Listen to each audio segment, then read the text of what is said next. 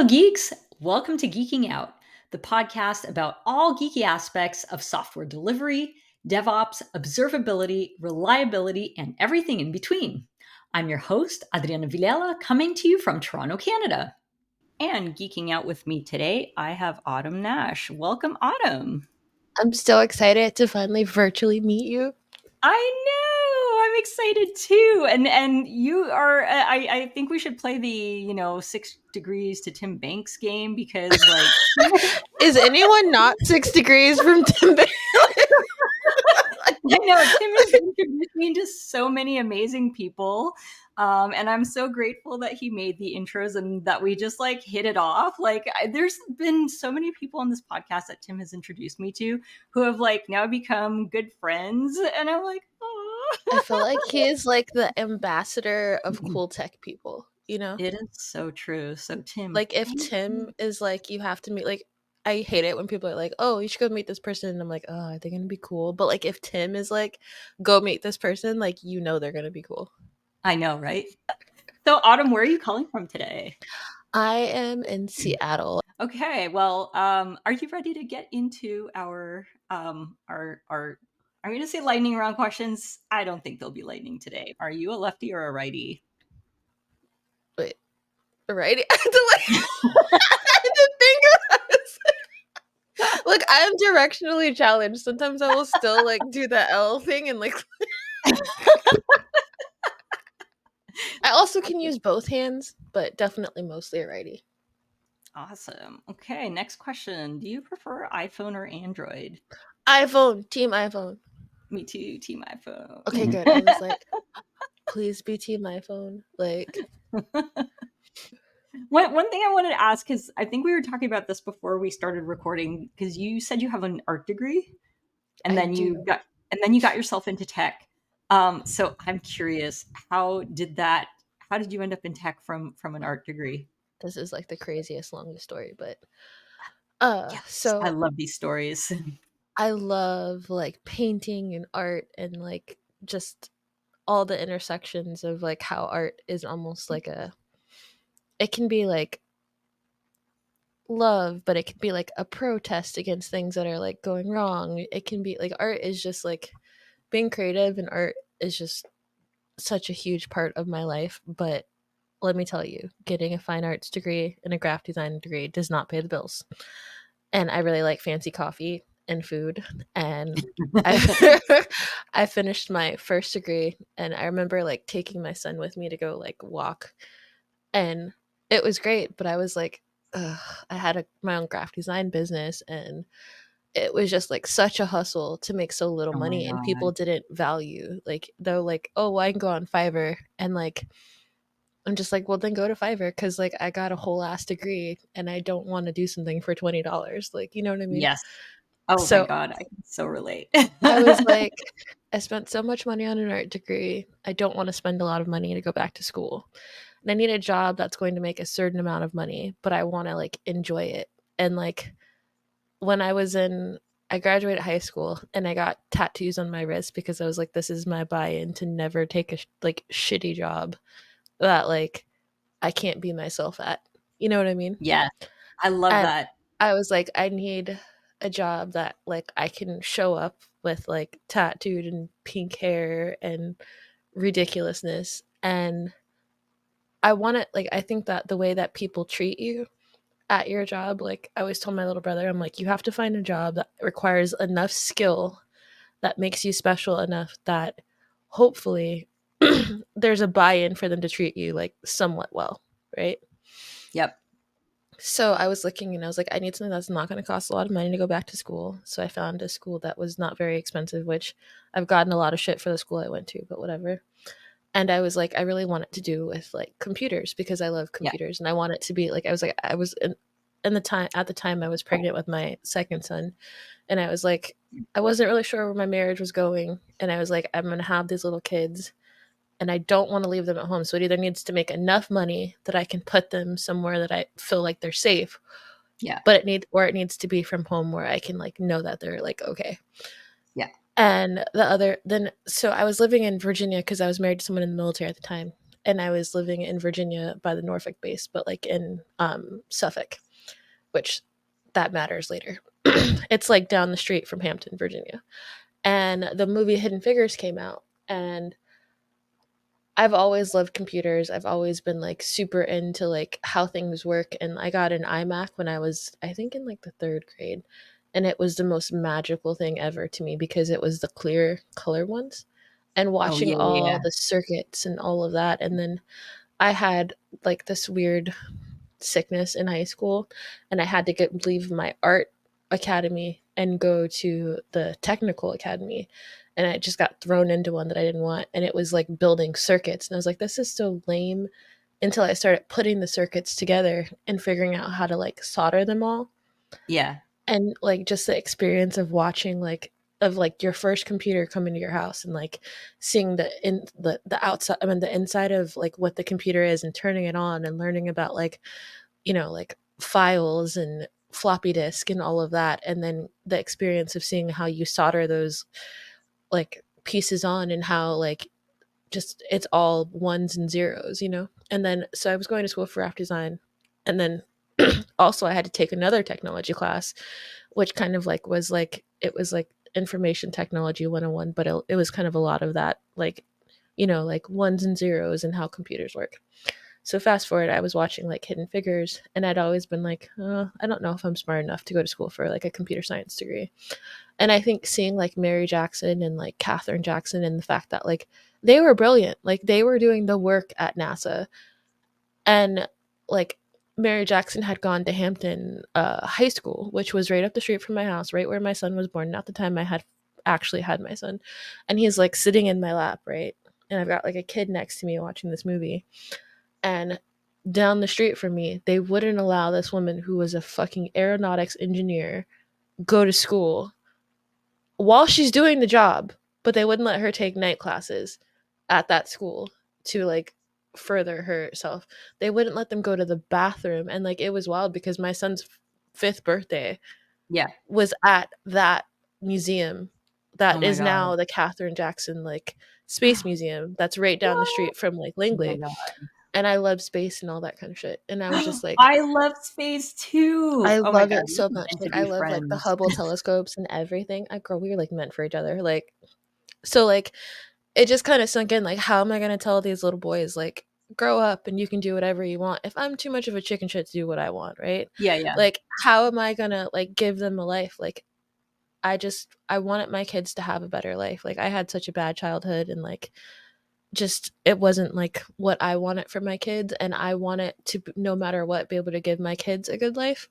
Like no matter what happens, whether I stayed married or didn't stay married, but I wanted to give them a life where I could still mom, yeah, And like I just got to the point where I was like, well, like this is something I've always really, really loved. And it's like come up so much in my life. Like I said, in high school, it came up like over and over again. And you're like, well, maybe like at some point, like you should realize that's like calling you?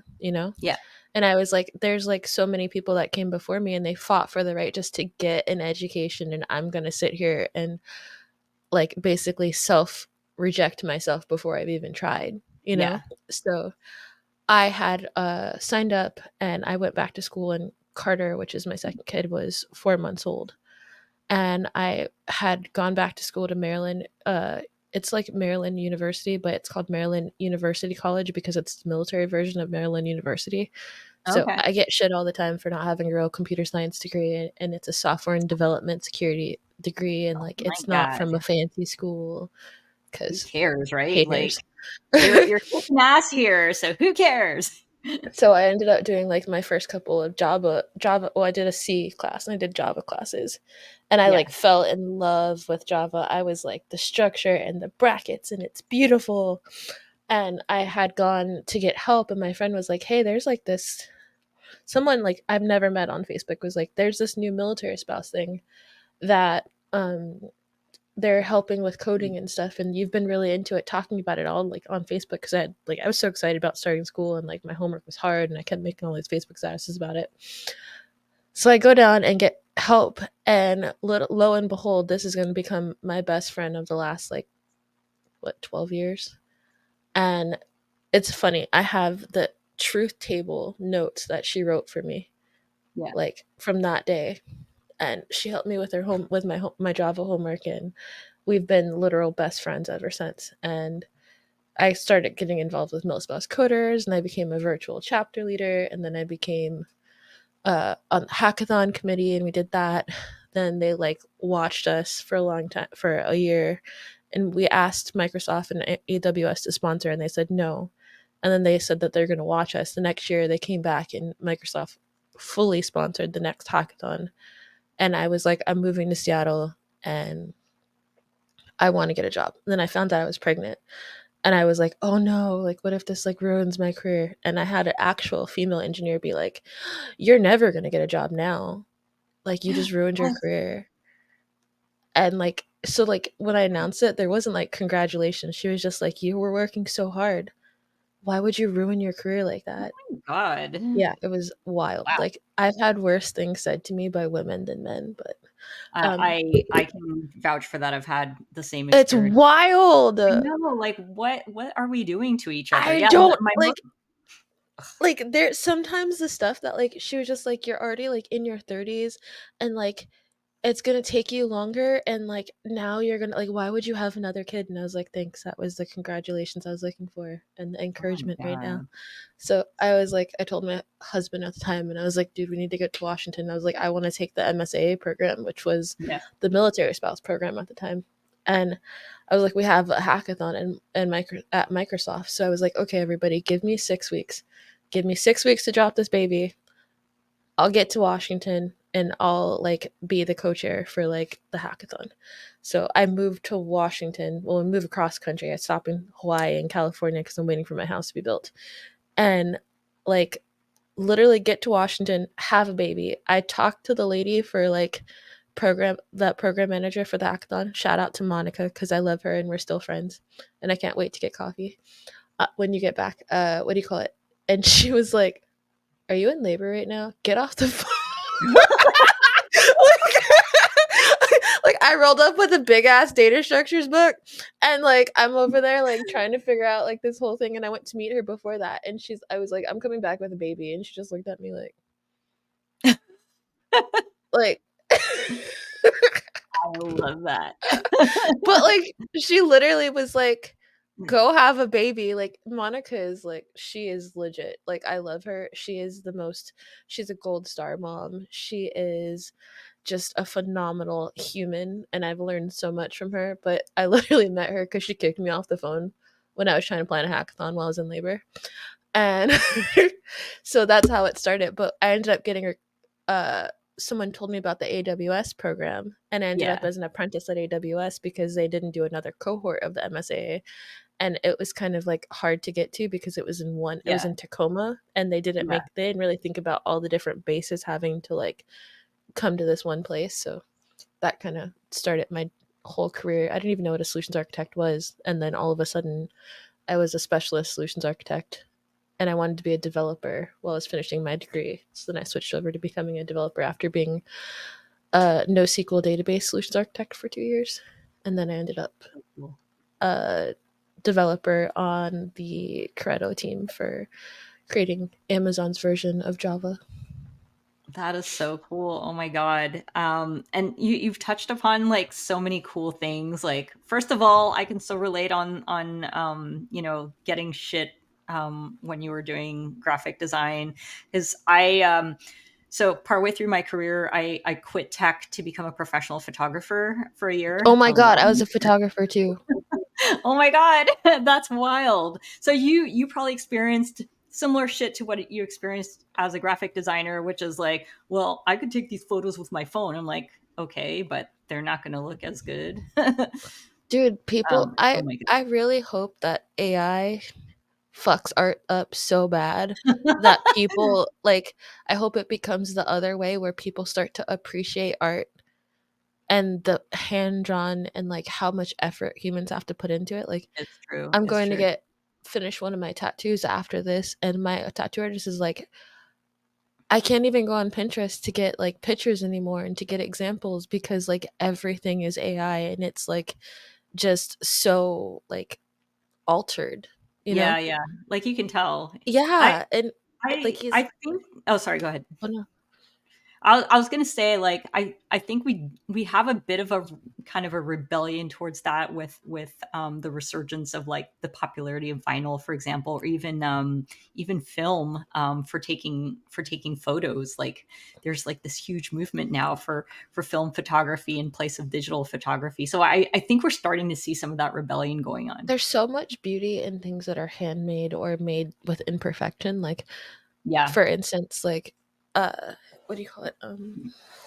Impressionism is, like, one of my favorite forms of art because it's, like, it's not perfect, you know? yeah, And, like, it kind of hurt my soul going from, like, fine arts and drawing and painting to graphic design. Like, yeah. I saw it as a way to make money with art, but I didn't really love it because so much of it was taking out the imperfections, Right, right. Yeah, I could you definitely know? see that. And then, like, so much of photography, like, people don't want, like, beautiful photography that, like, is, kind of candid. They want, like, overly photoshopped, like, perfection, like, and it's just like, I don't wanna I wanna take pictures of beautiful things in kind of a it's almost like an observation and, like, it's like, uh, you know, when you go to, like, a temple to worship something, it's almost like an Mhm. appreciation. You know what I Yeah, mean? yeah, yeah. Yeah, yeah, yeah. Like, when we're all old and gray, like, what you'll have left are photos, and people want to take like, have you seen those pictures that, like, you could tell, like, monarchs got painted for themselves and it doesn't even look like how they actually looked and stuff? Oh, yeah, Like, yeah, that's what yeah. people want us to do with photos, you know? It's Like, so true. It's so true. And I agree with you. Like, one of like my specialty used to be like family photography, and I used to do like a photojournalistic style, like very candid photography. And the thing that drove me crazy, I'd sit my clients down and say, okay, this is my style. I'm just documenting your day. I'm like a fly on the wall. I'm not expecting you to like turn around and smile at me. And there were like inevitably families, most families, unfortunately, who would like, as soon as they saw the camera trained on them, they'd like turn around and go, give me their like which best gives fake you the smile. ugliest pictures Oh ever. my god, they were horrible. And it was like, oh my god, people, like, you're ignoring everything that I just told you. And of course the best photos that I got were the candids when they weren't But isn't looking, and that it so was funny that that also translates to tech? Like, people will shit on an art degree and they'll be like, "Oh, well, like, that like, you don't have a fancy degree," but some of the best people that I've ever met are the people that have, like, non-traditional, like, backgrounds. yep. But Yep, yep. also, how much does that translate? How many times have you told something about someone something about something technically and you said, "This is not a good idea," or "This Yeah. would work better another way." It's literally the same shit, like, Yep, yep, it's yep, so yep. fun like, it's the same struggle, and you're like, "I've been doing this, like, I'm trying to tell you, I know that so and so documentation told you you can do this, but in production, this is gonna be painful," and they're like, "No, the customer wants this," and you're like, "Okay." Like, Oh my god. Yeah. Way, way, way too many times. And I agree, like, people can be so prissy about degrees, so prissy about where you go to school. Like, I did a ranty post on LinkedIn, I don't know, a couple months back talking Can we talk about, about your ranty posts? I love them oh so yeah, much. my ranty I'd be post. so here for it. Like, you're always like, and then this dumb person, I'm like, "Girl, tell them, tell them." I'm like, "Finally, somebody else, like, is saying this all this bullshit but me." I'm just like, I don't know. When you were talking about the fact that like you got these tattoos kind of as a reminder to like be yourself and at the 'Cause it's workplace. so And easy to oh my god. self-abandon. Like, we're trained Yes. as women to Yes. self-abandon our needs, and we're trained to, like, and I do, like, for to take care of my kids and to make a living, like, I'll do whatever I have to do, but, like, we spend more time at work than we do anywhere. You know what I Yep. mean? Like, Yeah. and with this RTO bullshit, they're gonna force us to work even longer, and they want everyone to work in person, like, all the shit that we learned over COVID and everything, Oh, like, out the window. we've literally were like, "Oh, we had better and we don't want it now." What? Like like, what do you mean? I Like, know. and I'm just like, I don't wanna, and I mean, I've had those tattoos since I was 18, but, like, there's gotta be, like, a balance of, like, I think especially like as moms and as women, like we know that like you might cry, but you like put some like good music on that has bad words in it, and then you thug it out like after you cry. Yeah. You know, like you're like, Makes oh, that sense. was horrible. Like, okay, let's get this shit done. Yeah, Like, yeah, yeah, but yeah. at the same time, like there's some things that like you only get one life, you know? Yeah.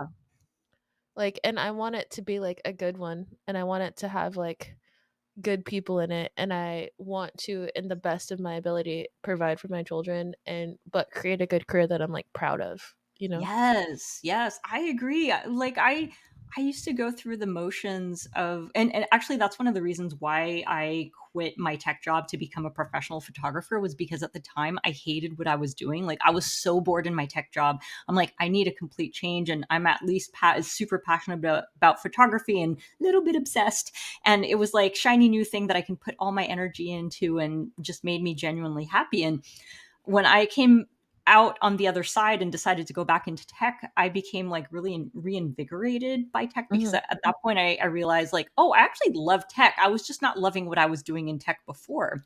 Isn't And it wild so, how you can get a job that feels like your dream job? Or that yeah. feels like the job you've always wanted, and then you get it and you're like, "What the fuck is Oh this?" my God, that's happened so many times. But So now I'm nobody like, tells you about also, like, when you accomplish goals, like, I think we all set out with, like everyone tells you you have to make the first goal, right? yeah, But nobody tells you about the almost loss of, like, when you get that goal and it's either not what you expected or, like, you get it and then you don't know what to do from there.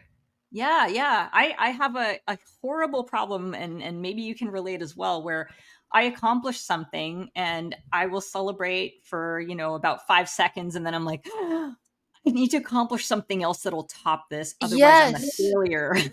It's so toxic. So Like toxic. And yet, like this is what drives me. And people are like, "You're so successful and you're so motivated, and look at you go." And meanwhile, I'm like I feel like riding this shit all the burning time. train. Yeah. It's chasing the high of accomplishment constantly, and Oh my it's God. not healthy at It's all. so toxic. This is Like, why, like, over the break, I've had to like disconnect from social media. Like, the only social media I've been checking is my personal Instagram, and yeah. everything else. Like, I have a friend yesterday. He's like, "Hey, did you see this post on LinkedIn where I tagged you?" I'm like, "Nope." And he's like, "But," and I'm like, "Yeah, I swore off social media for LinkedIn is like like the during my reminder break." Sorry. LinkedIn is the reminder of like the sunken place of tech right now, and it just gives me anxiety, and I can't with it right now. I Like, like LinkedIn, but I you have to kind of take it with a grain of salt because there's like so I use it honestly, like I use it to like I use it for self promotion yeah, because ain't no one gonna so does promote yourself everybody. but you, right? No, Like that yeah, but no, but exactly. say that louder for the people in the back because women are bad at that, Well, and we're it's the so bad. only way that you are going to make it. Like, It's so nobody true. gives a shit about your and especially working in tech, majority of it, especially if it's enterprise, nobody's gonna know you're doing cool shit because we're Oh all my under God, NDAs. yes. So if you don't find something that you can make to talk about, like, that is a career hack. You have Yeah. to learn like, I'm terrible at talking about myself. You should see me trying to make dating app bios. I get ChatGPT to write them. Like, but, like, when it comes to being professional, you have to learn how to talk about yourself. That is a Yes. skill that you need. It's so important and I actually mentioned this in a talk that I in a keynote that I gave recently about the importance of self-promotion because Look at you you know keynoting over here. Like, go it was girl. my first keynote. I was like I was so nervous. I'm so I proud so of you. Look at you. oh, thank Go you. girl. As a sidebar on this keynote, so because they asked me to keynote and I was going to give a tech talk, and I'm like, I don't want to give a tech talk at the opening of a conference. Like, I want to do something inspiring. I don't want to bore y'all to death, right? But then I was like second guessing myself. I don't think you could ever be boring. Oh, thank you. I don't think you possess that like quality at all. I am so glad to hear. I think you'd But have to try really hard and you'd probably suck at it. It'd be the only thing you'd be bad.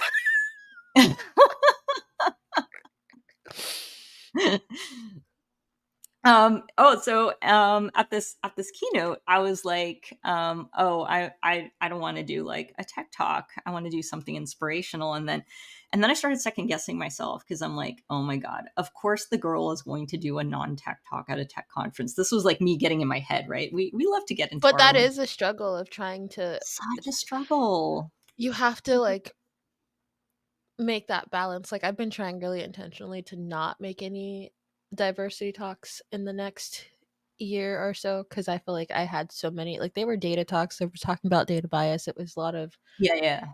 DevOps, but it was also a lot of diversity. And I was like, oh, I don't want that to be all I'm known for, you know? So I Yeah, yeah, totally get yeah. that. Absolutely. Yeah, and I think that's like a fine balance, which is why I was like freaking out on this talk, right? Because I'm like, oh my God, of course they're gonna expect, this from a girl.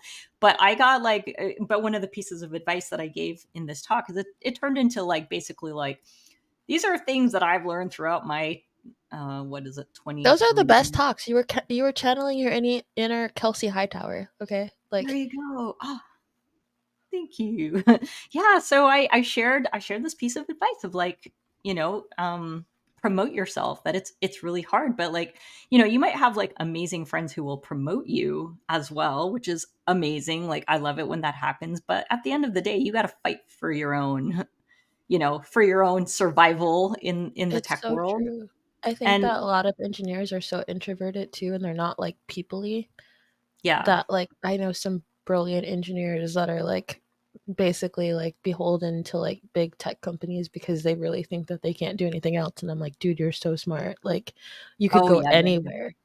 Yeah, yeah. I agree. And I've learned for myself at least that my kind of tech company vibe is a company where I feel like I can be myself and swear freely. Like, I honestly, like, for me, the sign of a psychologically safe workplace is one where people will not look at me funny if I let out fucks and shits on a regular basis.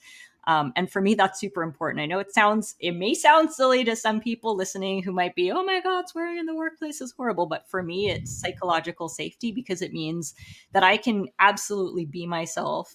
And that, if I wanted to, like, do like I don't have to suppress my personality, because that's what I found in previous workplaces. That I worked at a bank for 11 years. God help Oh, that me. sounds horrible. It was a personality suppression experiment Yeah. is what it felt like, to the point where I tried so hard to like also fit in and be like one of the guys, that I feel at the time I thought I was like, oh, I'm so cool, I can like banter with the guys, and I feel like I lost my own personality in that too, which is so No, but horrible. that is so valid though. Like I being an engineer was my dream, and I left like being a solutions architect to be an engineer, Yeah.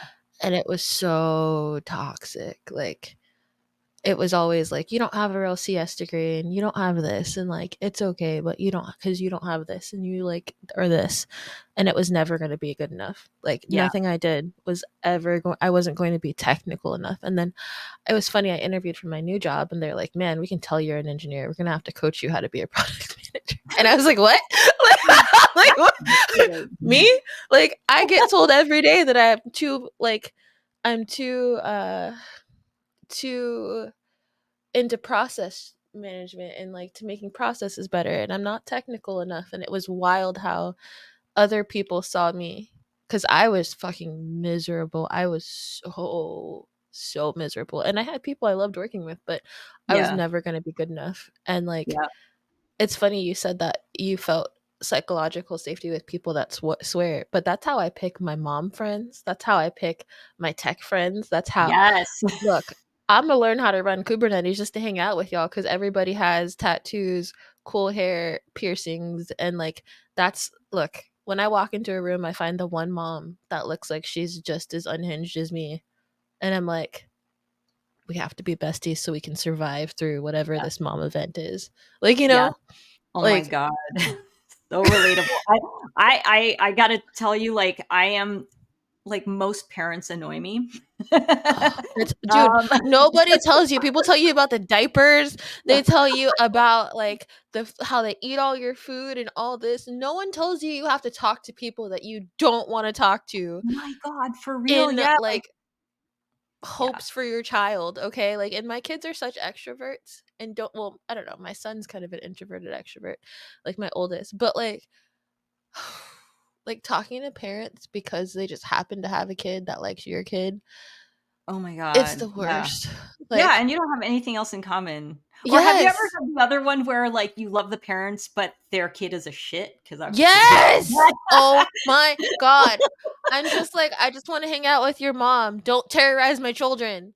I Like, know, yeah, I had to end some friendships with, like, parents I really like because their kids are horrible, horrible individuals, and I'm like, how did you, like, spew out Satan's spawn, and how is it that you're nice and your kid sucks? I do think it's mostly the parents because little kids are I cute, right? know. Like, I can put up with a lot from a little kid because, like, for the most part, my kids are so, like, the little bit of me in them is so strong that for the most part that they'll probably just, like, sarcastically, like, bully the other one into, like, being nice, you know? And there's, like, 3 of them and they run in a pack, so for the most Oh, part yeah, yeah. Nice, nice. like, That is they're a only good gonna get advantage. so far, like, you know what I mean? Like, and then, like, I'm quick to be, like, the mama, like, this one kid, like, there's 3 kids that my, like, middle kid hangs out with, and, like, this one kid is, like, his parents are not the best, and his, like, always, like, he kinda is mean when the other 2 are getting along, you know, and he wants Yeah. to say mean stuff, and he was talking shit to my kid, and I was like, "I can hear you." Like, I am such the asshole parent, like, don't play with my kids, like Yeah, yeah, yeah, yeah. I and then, like, I just always make sure that, like, it's always, like, a surprise, and I'm, like, behind the bush, so that way, like, they, like, are, like I'm, like, "I want you to think that I'm always watching, and that I yeah. may always pop out somewhere, so, like, keep your little life together. I don't care if you're 6. I'll come for you and your mama," like That's right. Yeah, you gotta protect your kid's best interests, and, you know, But the like, I parents, though, like, girl, like oh my god. No, like, I don't know, like, there's some kid like, maybe my style of parenting is very, like, not normal for this day and age, I don't know, but, like whatever it is, it's fire though, cause your kid and you be doing all the things together, so, like, look, I'm coming to you when my kids are teenagers, be like, "How do I make them like me?" thank you. I was gonna say though, like, I don't know, like, if so, like, when Hannah was little, she was in a certain number of, like, activities, like swimming, and she did dance for a while, like, we experimented with a few things, but after a while, we're like, "Ugh, we just want our fucking Saturdays back, man." Dude, my kids do jujitsu, and that's it, because 1, like, it stops them from choking the shit out of each other at my house, and 2, There I hate that, like, look, I'm probably a bad mom because, like, I fucking refuse to have, like, 8 different activities. I have oh, 3 that's not whole a ass bad thing. kids. And, like, people overschedule their children. Yes, thank Like, I don't you! want to. I have, like, 2 days off, and I wanna sit at home and be our normal little nerdy selves away from the world, and I don't wanna talk to any and I Exactly, don't and wanna then get rained on a Saturday for soccer. Like, I live in Washington. I have black girl hair. Like oh, the humidity is our enemy. I have, like, naturally curly hair. I straighten it in the winter, but it's, like, full on curl in the summer, and See, you it's, understand my like, life. humidity, I man. ain't doing all that in the, like I am not doing all that in the bathroom and, like, guilt Yeah, you know it's hot when no. you're straightening your hair? You be Oh, yeah, dying the whole time. yeah, I'm yeah, not yeah, doing yeah. all that to come out and get rained on, okay? No, no, Like no, no. I am with you. I protect the hair at all costs in the winter. exactly. Like, See, you in the summer, understand me. I give up. It's like it's humid. It is what it is. But yes, I am with you. Like, you know, and I love that we're getting to talk about being a working mom in tech on here because I think I had one other guest who I talked to about this, and I think we have to have more conversations about, like, you know, balancing that. Also, like, I don't know if there's such a thing as balancing. We survive. We survive as working moms in tech. We make I it try work. to create some sort of a harmony because there's some times where my kids are Harmony, just yeah, gonna yeah, come, yeah. which I feel like bad. I'm quoting Amazon. Oh, the PTSD is real. But like like but it's true though, because sometimes if you have to release something, I have to be like, I'm gonna order DoorDash and everybody go play the PlayStation and let's just survive this. And Oh then yeah. there's some days where my kids come first and like I'm gonna have to dip out early, but I promise to work more hours later. Like you just they're like it's just trying to keep it all together. Like half the time I just feel like I'm trying to survive Yeah. and like get it done. I agree. I agree. Yeah, and you gotta. I mean, I when my daughter was really little, and I her daycare used to be near my office, and I remember, those early days where they pick up all the diseases, like Oh my god. how the hell, man, My and godson's going through that right now.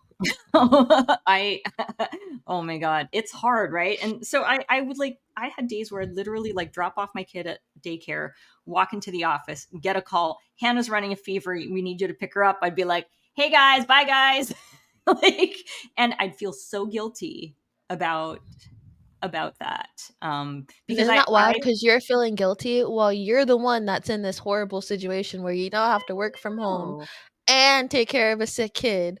And I like, you know what I know. mean?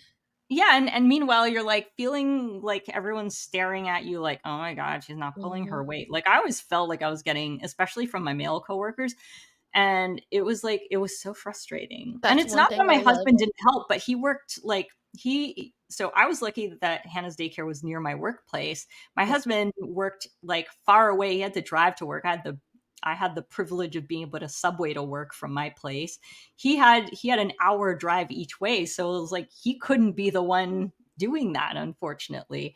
And So if it you look fell at on it me. It's just I was the one. statistically, women are always the ones that end up taking the flexible jobs over the greedy jobs, and to the point where it got brought up in the it's a Harvard economist her paper, she's a Nobel Prize winner, and her paper about how to close the wage gap was literally having two partners that both took on the same like mental load and like load Yeah, for the house, because she was like, we can do all the programs, we can do all of the things, but we will never close the wage gap without that. And it's like yeah, wild, like out of all the fancy ways that we've tried to solve that problem. And it's crazy because you're so right. Like we don't talk about being a working mom, and we can like, and everybody like, I don't know, the attitude towards kids now just is weird. Like in having yeah, kids, like yeah, I yeah, always feel like I have to apologize or like I'm lesser, you know?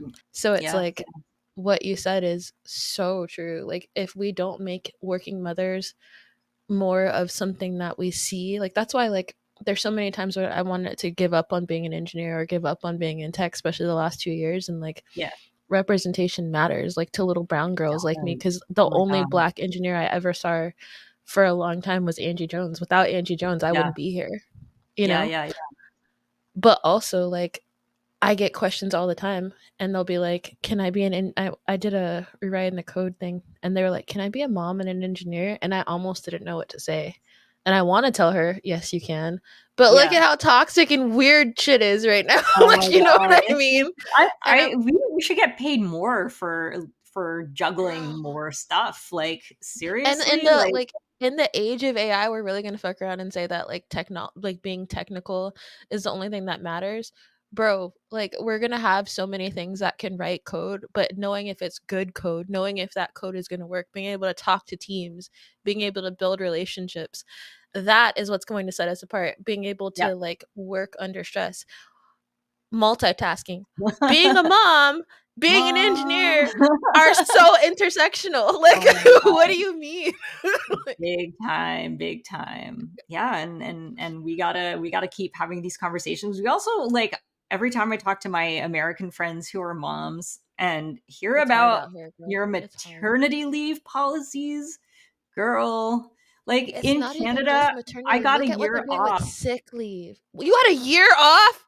Okay, I had a year off. So for my first, I want to say first like 2 or 3 months, I got 85 or 95% pay from my employer. And then the rest I was on unemployment and I was still guaranteed to get my job back when I came back after a year. And now they've upped it in Canada that you can be out for up to 18 months. And then I hear all the shit y'all get in the States. What is it, 6 weeks? Yo, okay, so the other day I was on TikTok and it was this thing and it was talking about how Vex or whoever and Elon said that Americans were mediocre. And this girl goes, if you're a black woman or any kind of a working woman in America, you know that they tell you that you have to do double of whatever you need to do to get a job to be able to get that job as a woman. And she goes, we continuously underfund, underfund education. We don't give people the chance to be with their children. We make people work like crazy hours. They're working multiple jobs to try to survive in an economy. And he's like, and she's like, and you think that like we aren't going to get to the point of being mediocre, which I don't agree with Elon with the whole like we have to like I think he's going to use like I think one thing we don't talk about in tech enough is that he's going to use HB1 visas to abuse people. That is going to be the new form of like indentured servitude where they're going to Yeah, underpay people and they are going to absolutely abuse people that come here. So and they're going to have to put up with it because it's their way to stay in the country and it's their yeah, way to support their families. And yeah, that's bullshit because they deserve better treatment and they don't deserve to be like think about when Twitter went to shit. The only people in those pictures where he's talking about how they're staying 24 hours were people that were basically held against their will because they were on HP1 visas. yeah, yeah, That is going to turn in the next 4 years. It is going to be the new version of indentured servitude where we can underpay people and treat them like shit. And we, yeah, like people are blaming like immigrants in tech like and saying that it's their fault that Americans aren't getting jobs. No, us allowing them to be abused and paid less and like working in horrible conditions like is going to be because Americans don't want it. It's just like when we let people work in the fields because if not the food will rot. yeah, yeah, And like if we don't stand up for them whether it not maybe it's not you, maybe it's not what you're doing, but if we just let it be, like you're just as bad, you know? yeah, yeah, yeah. I totally agree, and I think that's a really important point to make, and especially like, We're we literally watching it. When we were all hiring engineers at the former non company we won't name, they're not hiring white guys. They're yeah, hiring people that they know are young. All of them, like when you're at like 45% of new college grads for a major ginormous thing and they're all HP1 visas, it's because you know you're going to make them work a million hours. You know that they don't have families at home. And the way that they treat them is horrible and it's not right, and we're just sitting here letting it happen. yeah, absolutely. Interestingly enough, I experienced like a smaller version of that to a certain extent when I had my first job out of school. I worked in consulting, and they worked us to the bone. Like, my first role was like I was working 7 days a week, like easily like 10 to probably like 14-hour days, kind of thing, for like I think almost 2 months. And I remember like complaining to my manager, I'm like, I need a weekend off. And I was the only one who complained, and I felt like an idiot. I felt like, oh, I'm the whiny. Of course, it's the girl who's whining that she can't Mhm. hack it, I've right? definitely And, been and I'm there. like, dude, I can't do this anymore. And I was going to complain with this other guy. He was engaged, and his fiance is like, what the fuck, man? I never see you. And he was going to complain with me, and he chickened out, because he was too scared, and he was older That's than me. I was another just a thing. fresh kid out of school. That's another thing. Women's rights, rights for minorities, rights for everyone. Like if I have these two engineers on my old team, and I remember when they start talking about RTO, I was like, dude, I can't be the only person that says it's bad, you know?